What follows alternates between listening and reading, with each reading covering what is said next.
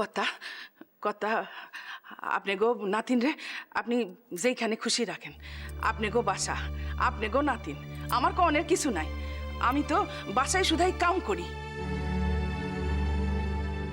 তো কথা কথা এত বছর বাদে যদি এইটুকখানি একখান মাইয়ার নিকট হইতে আমাদের শুনতে হয় যে আমি এই বাসার কামে সেরি, আমি আপনাকে সকল কিছু উড়ায় পুড়ায় লয়ে লইছি, আমি আপনাকে ক্ষতি করছি,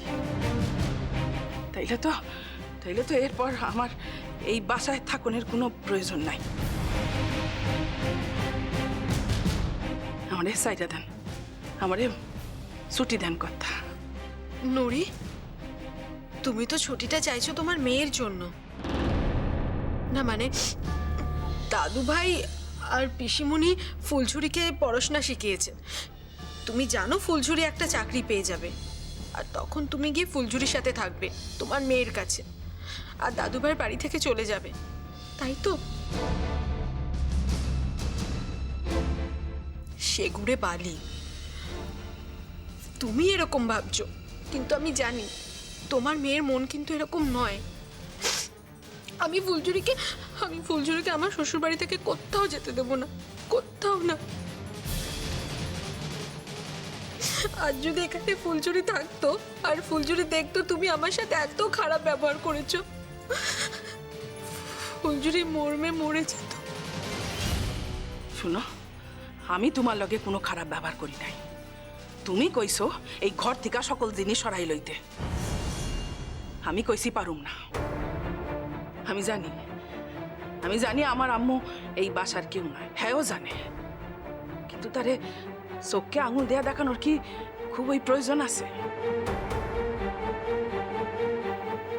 2 দিন বাদে সে বাসায় আইব না। অহন যখন আইব, অহন যদি আইয়া দেখে এই ঘরে তার কোনো জিনিস নাই, তাইলে তার মনে কি হইব? আমার আম্মু মনে ব্যথা পাইব না? এই তোমার বিবেচনা?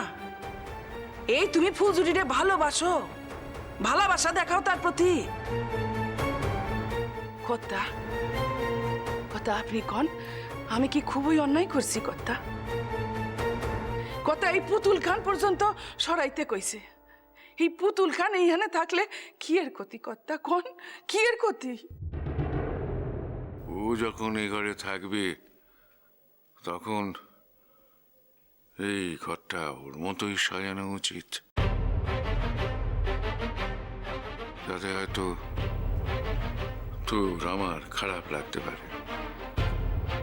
কিন্তু ও যখন সত্যি অনির মেয়ে, ও তো এই ঘরেই থাকবে, আর ও যেমন চাইবে তেমনই সাজানো উচিত। ও যদি চায় টেডি বিয়ার এখানে থাকবে না, তার টেডি বিয়ার থাকবে না, থাকবে না।